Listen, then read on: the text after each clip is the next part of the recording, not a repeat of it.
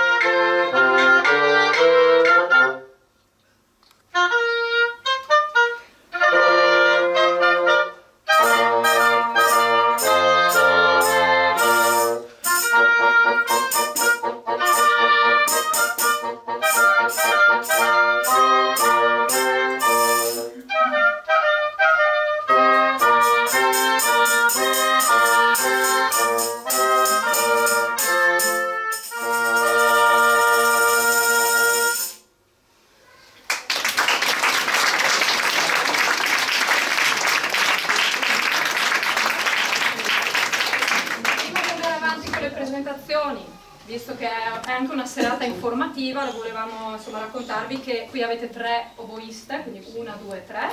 Vedete che lo strumento ha una taglia da soprano simile, ma molto più antico, prestigioso di un clarinetto.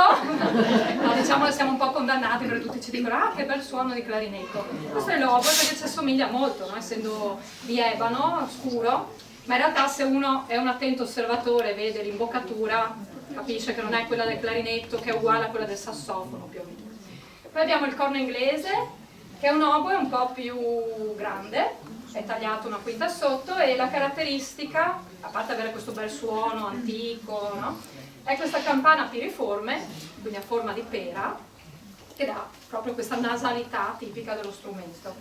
Poi abbiamo un meraviglioso fagotto in acero rosso, flamenco, che è il più grave degli strumenti della famiglia delle doppie ance, anche se ci sarebbe anche il controfagotto, che è un fagotto ancora più grande, ma insomma non è così usuale e comodo soprattutto.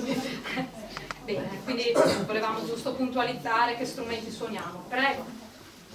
Dunque, vi proponiamo ora, in versione strumentale ad ance doppie, una rapsodia di Augusto Cesare Seghizzi, 1873, morto nel 1933, musicista goriziano, tratta della sua famosa raccolta Gotis di Rosade, Gocce di Rugiada.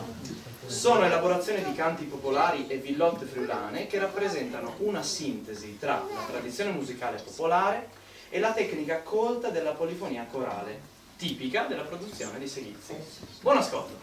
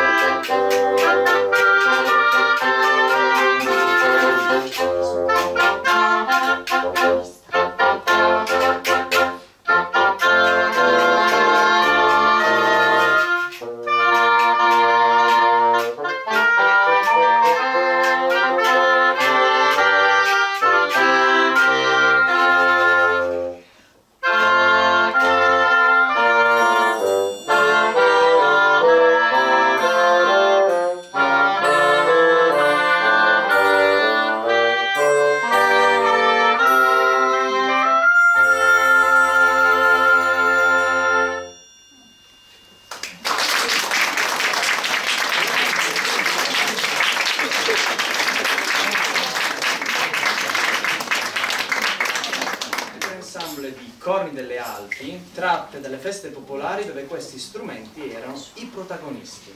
Proseguono ora il concerto che vi proponiamo questa sera. Hanno la cosiddetta forma ABA, ovvero una parte lenta iniziale, una parte ballabile centrale e nuovamente una parte lenta finale identica all'ascolto. Corni delle Alpi, buon ascolto.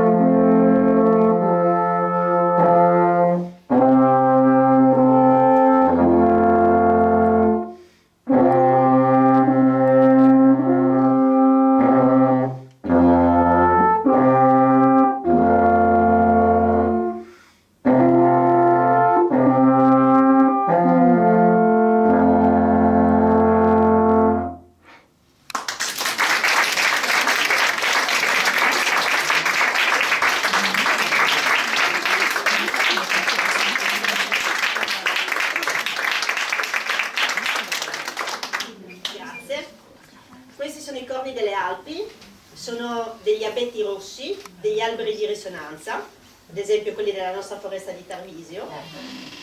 Sono, come vedete, hanno un arco dove c'è la campana, sono ricurvi. È proprio la parte ricurva degli alberi in montagna che nascono tante volte dalla radice ricurvi prima di andare verso il cielo. Nascono curvi per il peso della neve, piuttosto che per l'azione del vento, piuttosto perché nascono nel pendio.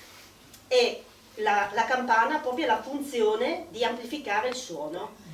Questi sono degli strumenti di cui le origini documentate risalgono al 1500 e sono tipici strumenti dei pastori. I pastori si costruivano svizzeri, perché questo è lo strumento nazionale svizzero, lo strumento che nasce nelle Alpi occidentali. Ed è lo strumento che i pastori utilizzavano per, avete sentito le polche, quindi per ballare, poi suonandolo scoprivano che tranquillizzavano gli animali al pascolo e quindi le richiamavano le mucche alla stalla, per esempio. Piuttosto che le tranquillizzavano, c'è un dipinto proprio della Emmental, datato circa 1500, dove c'è il pastore che suona lo strumento mentre le mucche passano durante le transumanze il passaggio complicato, il passaggio scosceso del sentiero, dove devono passare per tranquillizzarle, appunto. Sono degli strumenti che, come sono nati, non hanno subito evoluzioni, non abbiamo tasti, non abbiamo pistoni, i suoni, le note che sentite sono fatte solamente con la pressione del nostro fiato, con le diverse pressioni l'aria forma un turbine e poi viene appunto amplificato dalla campana. Come lo trasportate?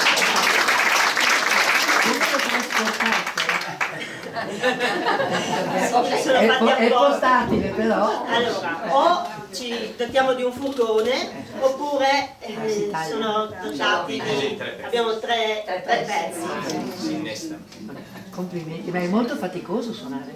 Abbastanza, sì.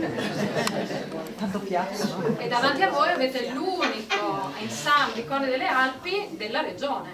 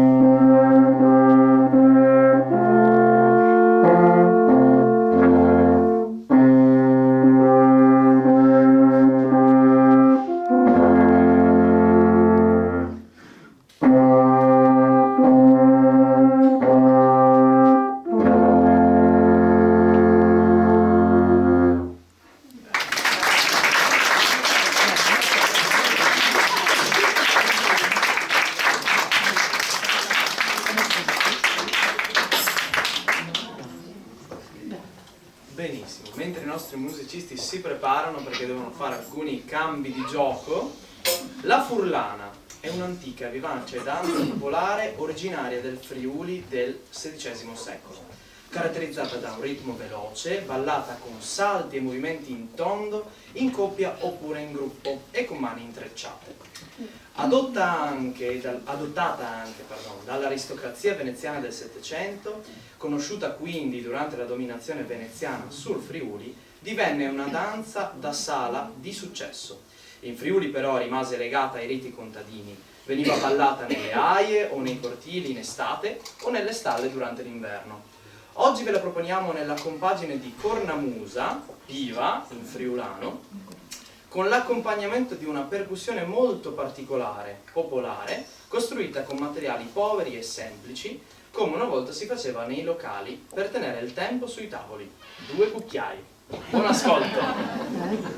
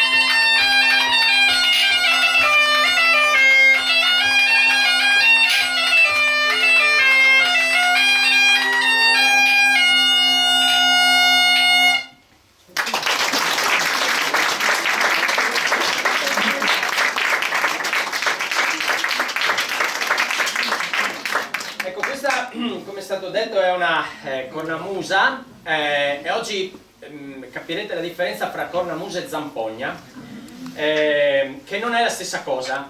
Molti infatti confondono i due termini, assolutamente no, e anche la derivazione di dove si è sviluppati questi strumenti. La cornamusa è da Roma in su, la zampogna, che vedrete dopo che suonerò, è da Roma in giù.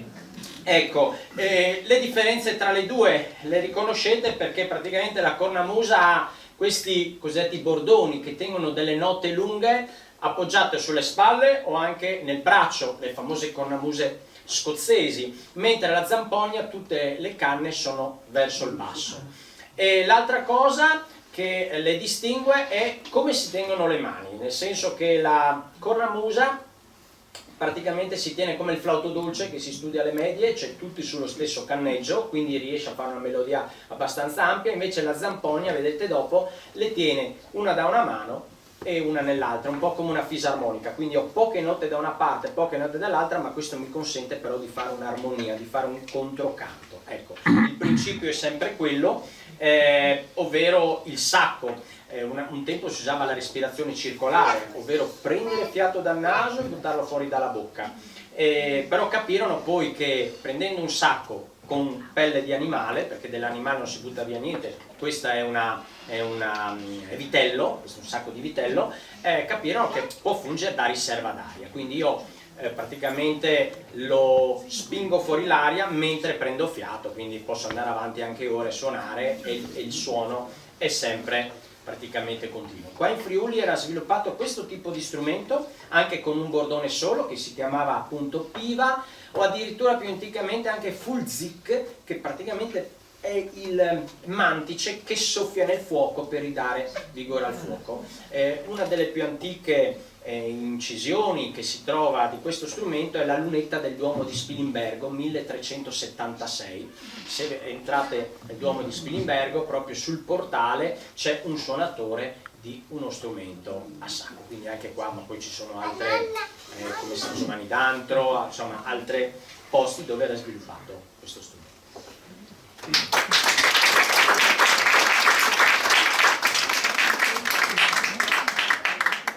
Mentre il maestro quindi si prepara per un nuovo cambio di strumento, proseguiamo invece con un piccolo intermezzo delle doppie ance. Quindi sentirete ora la manina di Lazzaro Valvasensi, Di Valvasone, tutti molto originali, ed il ballerino di Giacomo Gastoldi rappresentano due danze di corteggiamento in cui l'uomo protende la mano alla sua dama e la invita a danzare. Ve le proponiamo con l'ensemble di oboe, per l'appunto oboe i primi due, primi tre, il corno inglese come vi presentavamo prima, il fagotto e le percussioni. Buon ascolto, quindi la manina e il ballerino.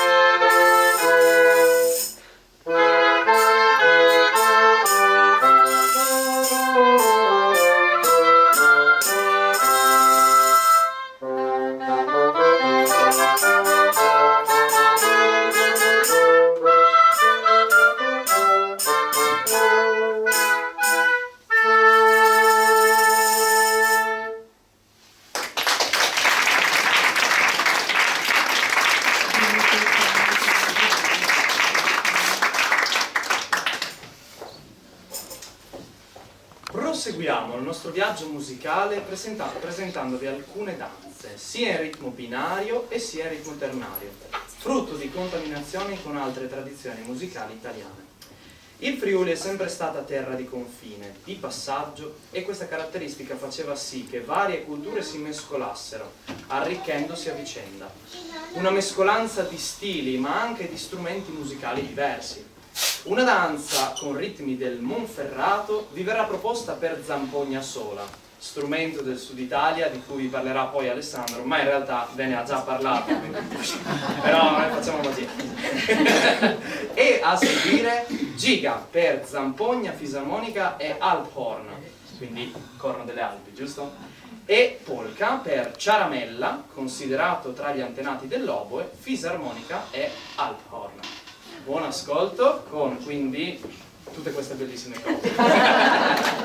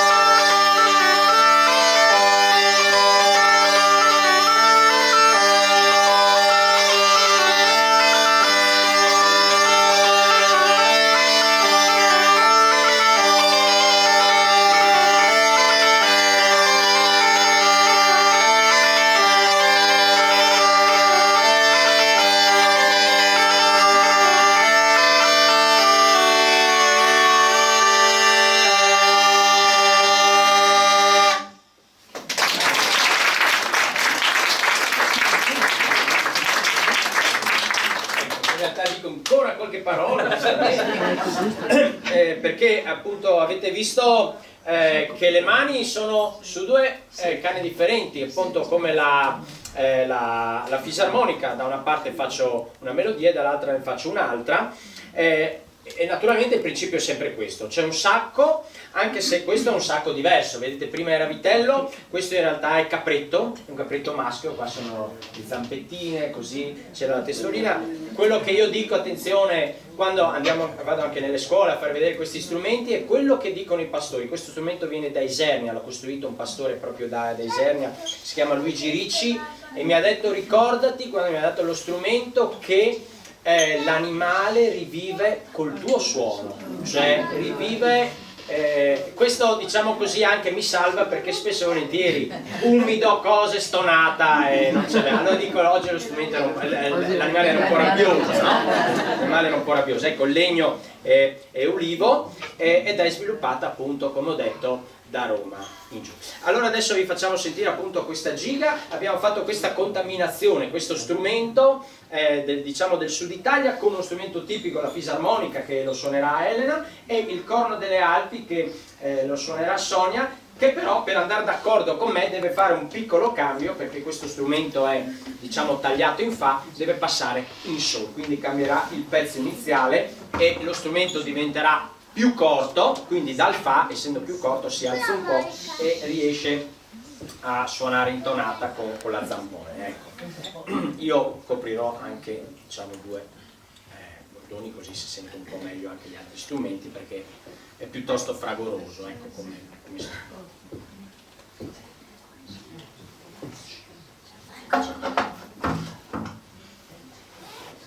è un po', come vi ho detto, un esperimento, una contaminazione tra mondo alpino, mondo friulano e mondo del Sud Italia, ecco.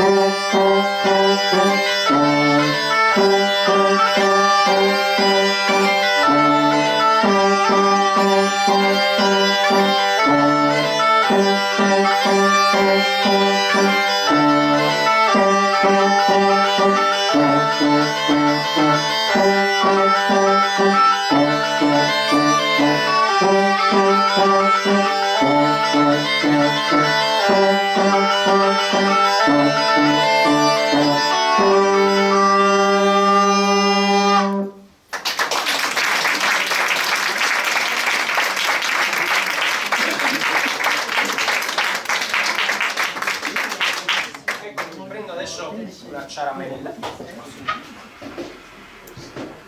Ecco, questi strumenti, ci tengo a dire un'altra cosa, ma poi non parlo, praticamente non sono legati al Natale come molti pensano, ok? Certamente ci ricorda molto il suono delle pecore, il gregge, i pastori, sono strumenti pastorali, la zampogna e la cornamusa, c'è lo zamponiaro nel presepe, ok? Però ci tengo a sottolineare che questi sono strumenti che nascono dalla musica da ballo. Okay? Per quello infatti stasera stiamo proponendo dei balli con questa musica qua. Dopo chiaramente si fa anche il Natale, appunto, perché ricorda un po' la tradizione del presente. Ecco, ho preso questa piccola, diciamo, una ciaramella un po' leggermente, che io ho fatto modificare, ho fatto fare una piccola campana così suona un pochettino di più, e questo è anche l'antenato, diciamo, dell'oboe. Questo non ha chiavi, non ha nulla, invece poi l'oboe chiaramente si è evoluto, quindi io posso fare poche note, ho un'estensione un po' molto minore e naturalmente io non posso fare anche le note così a tenere del pianoforte, per intenderci, posso fare solo note bianche. Va bene, allora facciamo questa polka praticamente.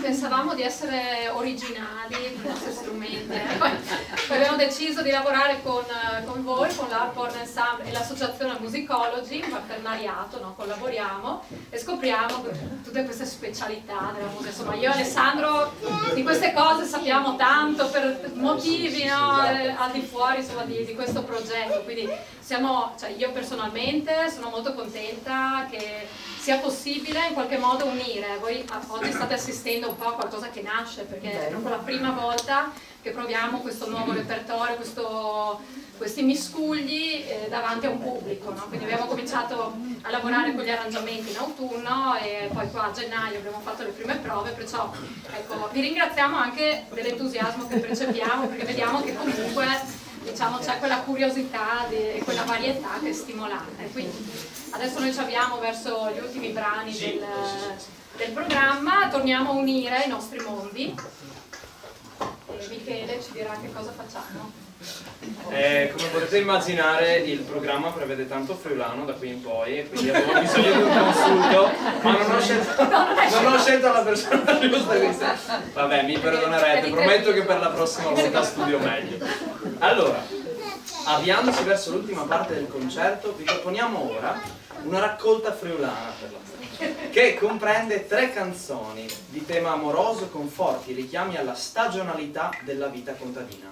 La prima in tempo binario, Dait un tica di che puarte, fa parte delle canzoni popolari armonizzate da Arturo Zardini negli anni 20 del Novecento, stesso autore di Stelluti Salpinis, e dice nella traduzione dal friulano, fortuna che c'è ma dopo ci sono le robe in friulano, date un colpetto a quella porta, che si alzi quel saliscendi, esca fuori la mia amorosa, ch'io la prenda braccia al collo. E adesso arriva il problema. Segue una carezzevole ballata in ritmo ternario. E l'estate è passata. E il più energico e scandito, i salchesti il Troi de Braida, ovvero è questo il sentiero per il podere, che ben si associa a un'articolazione staccata e saltellante, quasi a evocare la frettolosa camminata verso il luogo del ritrovo amoroso. La seconda raccolta invece che ascolterete è raccolta di brani carnici, legata alla tradizione orale e alla vita contadina, vede In Segret e Al Vibe Lussorelli. Buon ascolto con l'ensemble degli Alphorn e Obba Ensemble.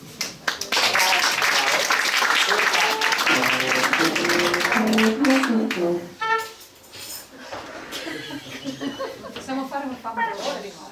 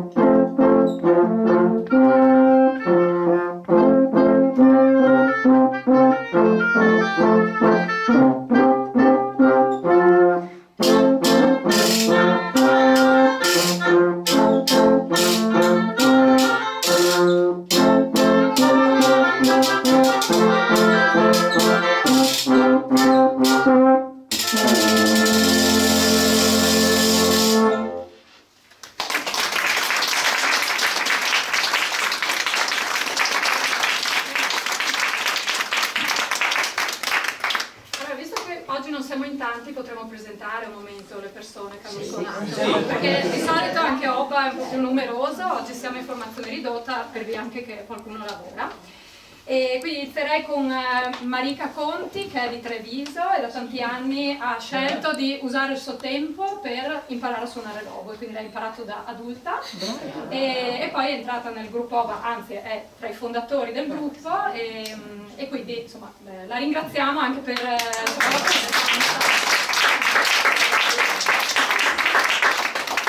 E 20 chilometri. sì, facciamo prove a Codroipo, no? Quindi lei viene ogni settimana di sera a fare prove a Codroipo. Quindi cosa non si fa per suonare?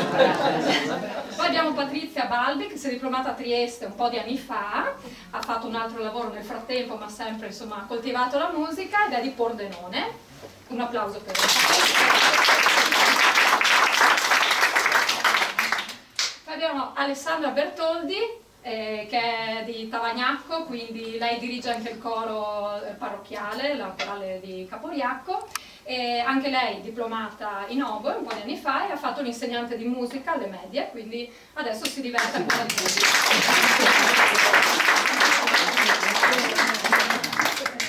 Poi dicevamo Marco Ossi di Treviso, ma vive a Codroipo, però ecco, al di là del lavoro, no, che è una cosa secondaria, diciamo che continua a suonare con piacere lo strumento, perché ha fatto anche questa professione per diverso tempo, prima insomma di scegliere altri percorsi. Grazie.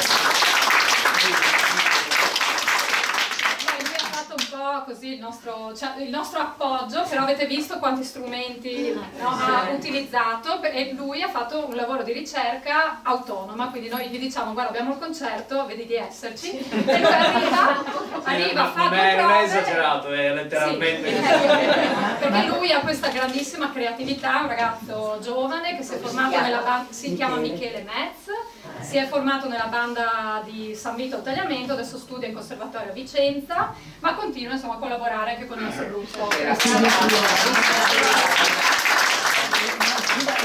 Lascio a te maestro Alessandro le vostre presentazioni. Qua abbiamo Sonia Maria Treppo che ha iniziato da solo un anno a suonare questo strumento, ha unito la passione della montagna alla passione diciamo della musica e la passione si sa che porta a tutto, porta lontano e qua abbiamo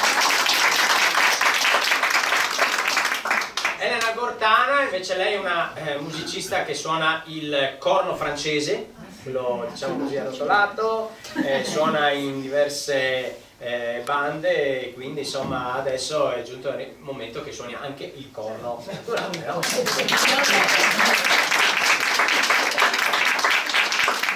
Allora io presento, no, non so come, allora ci autopresentiamo, io sono Serena Gani, abito a Camino Tagliamento, sono formata a Udine e Trieste come musicista e insegno musica alle medie di Codroipo e con grandissimo piacere continuo a fare la concertista e a coltivare questo mio progetto di Oba Ensemble che quest'anno ha compiuto 10 anni.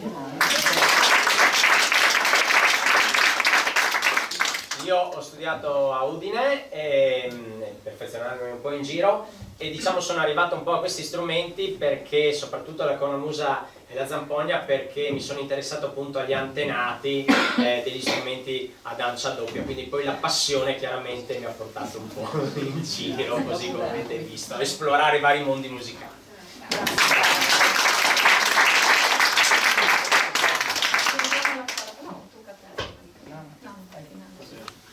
Allora, ringraziandovi tutti quindi per la vostra presenza e sperandoci insomma che sia stata una piacevole serata, che vi siate divertiti e soprattutto che abbiate imparato un sacco di cose, la differenza tra clarinetto e oboe, tra zampogna e cornamusa, perché sennò poi dopo i maestri vi intendono. Io ve lo dico, vi avviso perché benissimo. Scusate, faccio una piccola precisazione, diverse volte dice ma tu suoni il fagotto e pensano che sia la cornamusa, cioè il fagotto.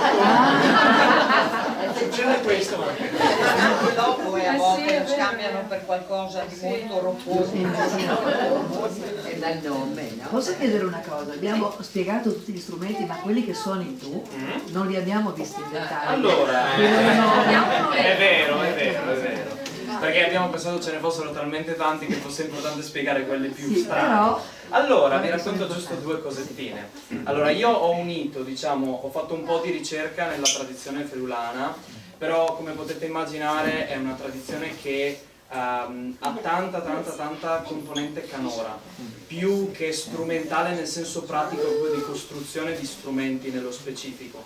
Pertanto, unendo gli strumenti che avevo a disposizione, che potevo trovare o costruire, e gli strumenti della tradizione friulana, sono arrivato sostanzialmente a due, come avete sentito. Una è la scrasule, ok? Che conoscete benissimo, insomma è facilissimo trovare un po', probabilmente ne avete una magari anche a casa, non so. E questo invece è il corno di vacca, quindi sarebbe banalmente un corno di mucca scavato e poi seghettato. Esatto, viene percosso con una bacchetta o in metallo o in legno, però che ha questo suono. Naturalmente poi più grande è più suona, certamente, però non avendo mucche a disposizione ho fatto con quello che potevo. E a questo naturalmente, volendo creare un po' di varietà timbrica, ho aggiunto strumenti in realtà propri più della tradizione orchestrale. Quindi vabbè, avevamo il triangolo, che è tipico proprio dell'orchestra. Ma perché tu lo insomma. suoni nell'angolino di fronte al taglio? Perché allora il triangolo, potrei parlarne per ore, però il triangolo in realtà, mi riassumo molto brevemente, il triangolo è uno strumento molto particolare. Tutti gli strumenti hanno delle loro caratteristiche in base a dove vengono, nel caso degli strumenti idiofoni, quindi le percussioni, in base a dove vengono percossi, ma anche per esempio l'oboe, la lunghezza dell'oboe ha delle specifiche ragioni. La produzione del suono deriva dalla chiusura dei fori e da come la vibrazione rimbalza all'interno della camera dello strumento. Quindi c'è una ragione per cui lo strumento non è più lungo di 1 centimetro o più corto, perché produrrebbe dei suoni diversi o suonerebbero meglio o peggio. Infatti uno strumento di solito, ad esempio il vostro è in fa, giusto? Quindi sottolinea bene alcune note, altre proprio non le ha. Nel caso degli strumenti invece che hanno le meccaniche si possono raggiungere tutte le note, ma alcune note suonano meglio di altre. Per quello per esempio, che ne so, il violino suona benissimo in re, ma perché ha le note intonate in re. Se io faccio suonare un violino in mi bemolle, tutte le note, ecco, tutte le note vuote non le può usare perché non sono proprie della tonalità di impianto. Tutto questo per dire cosa? Per dire che anche il triangolo, in base a dove lo vado a suonare, può darmi diversi, si dice, armonici, cioè può darmi un suono più colorato, più silenzioso, più lungo, e in base a quello che voglio fare posso scegliere diverse, insomma, sfumature. Ogni triangolo poi ha la sua.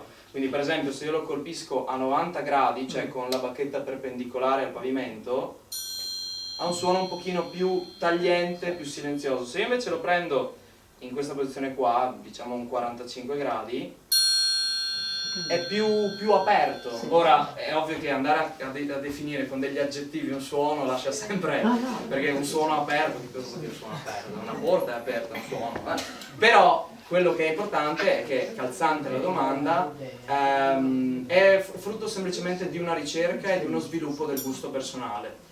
In più, se vogliamo, e chiudo, se ho bisogno di fare un tremolo, è naturale che se io vado in mezzo non ho niente da colpire, a meno che non faccia molto forte, ma bene, stringo perché sennò qua.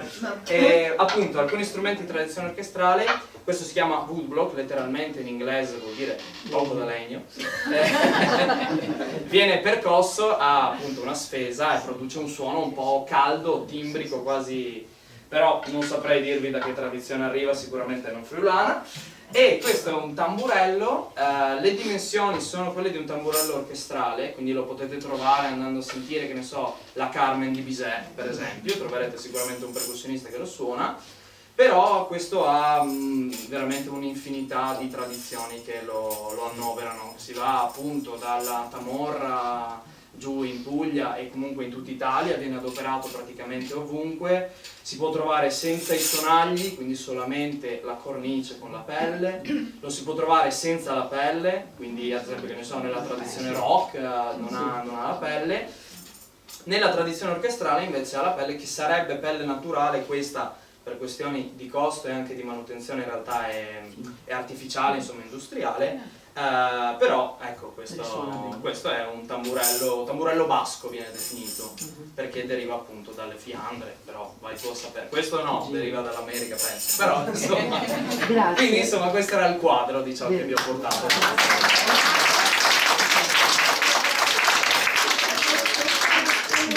Allora, andando a concludere, quindi ringraziandovi nuovamente per la vostra presenza, ringraziando nuovamente l'associazione AGM, Accademia di Musica di Cervignano, vi salutiamo con un famoso brano di Arturo Zardini. Si tratta della Staiare, antica danza.